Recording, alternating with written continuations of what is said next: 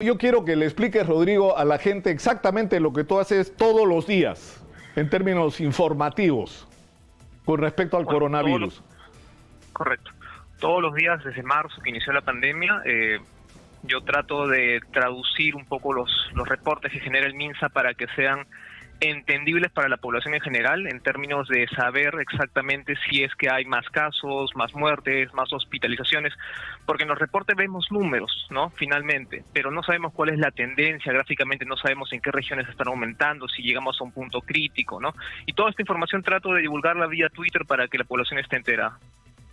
Ahora, Rodrigo, ¿cuál es la situación en este momento? Porque ayer, por ejemplo, nos pasó una cosa sorprendente. Sale la ministra y dice, no es cierto que falten camas de unidad de cuidados intensivos. Y simplemente Exitosa. empezamos a abrir los teléfonos. Escuchamos ni siquiera solo los reportes de nuestros corresponsales, escuchamos los llamados de auxilio de los hospitales que no tienen unidades de cuidados intensivos. O sea, ¿cuál es el reporte que tú tienes sobre esta realidad, para empezar, sobre la unidad de cuidados intensivos?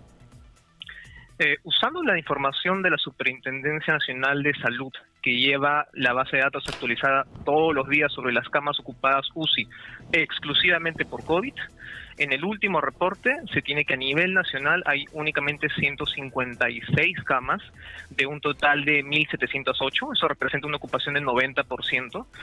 Y hablando solamente de Lima, estamos a un porcentaje de ocupación del 97%, solo hay 18 camas, y si tú seguramente consultas al colegio médico te dirán de que estas camas que están dispersas a nivel nacional no necesariamente están completamente habilitadas o cuentan con el personal para poder hacer uso de ellas.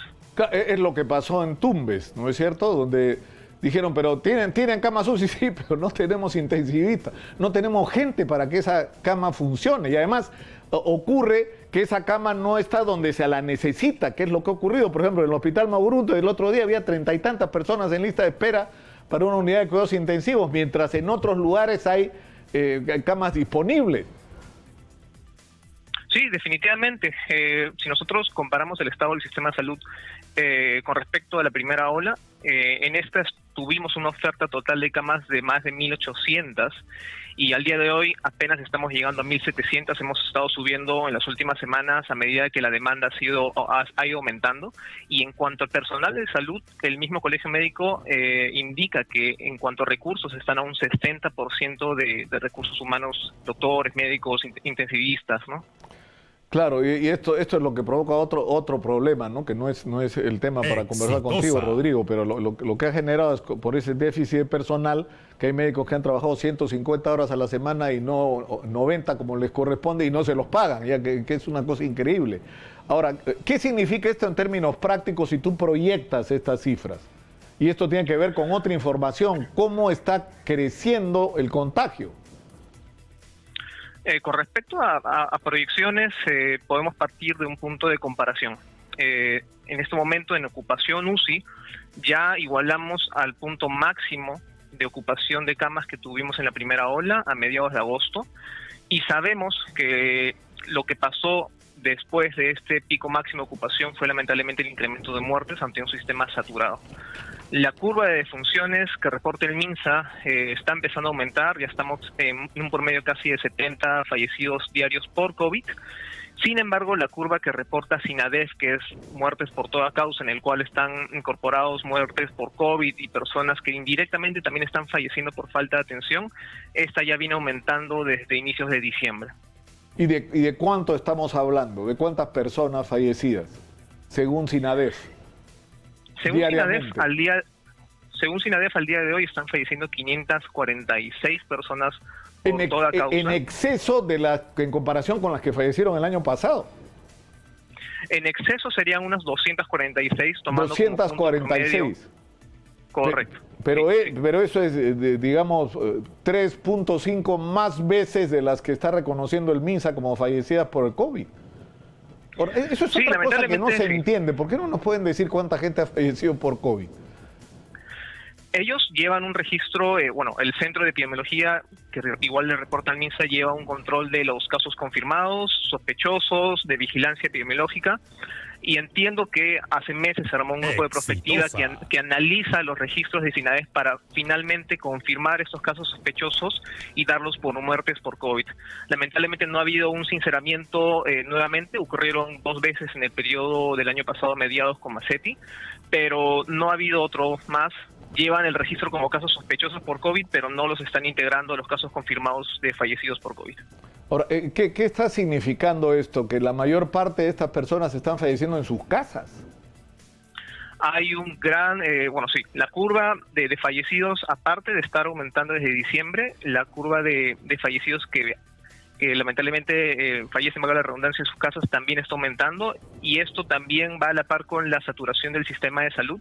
Las camas UCI empezaron a ocuparse desde finales de noviembre y las de hospitalización también de manera acelerada a mitad de diciembre. Entonces ya estamos prácticamente con un sistema saturado, las personas ya no están yendo a los centros de atención y lamentablemente esa es la situación en la que estamos ahora. Ahora, Rodrigo, lo que está pasando en Europa es de horror cuando uno mira las cifras. La curva de multiplicación de casos es simplemente impresionante, y esto, según los reportes de los especialistas, tiene que ver con las características de la nueva cepa, que es mucho más contagiosa. Entonces, ya se detectó la presencia de la nueva cepa en el Perú, pero todavía no estamos, viendo las manifestaciones de esta nueva cepa, si te guías por la información que tú tienes. En la información todavía, ya vemos un aumento de la positividad desde quincena de noviembre. Para ponerlos en contexto, la positividad es el porcentaje de casos positivos con respecto al total de muestras realizadas.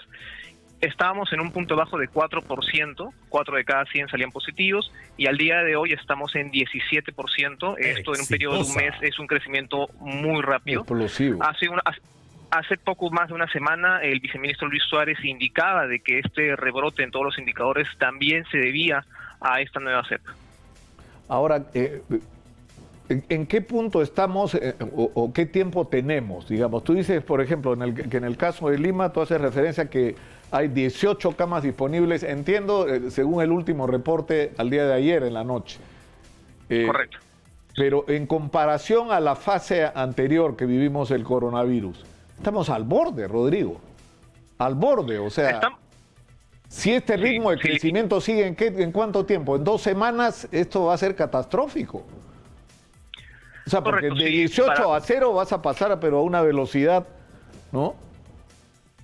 Sí, definitivamente cuando estuvimos en la primera ola nunca vimos que en reportes la ocupación haya llegado a 100, simplemente vimos que se estancó en 90, 92%, y seguramente eso es lo que va a pasar.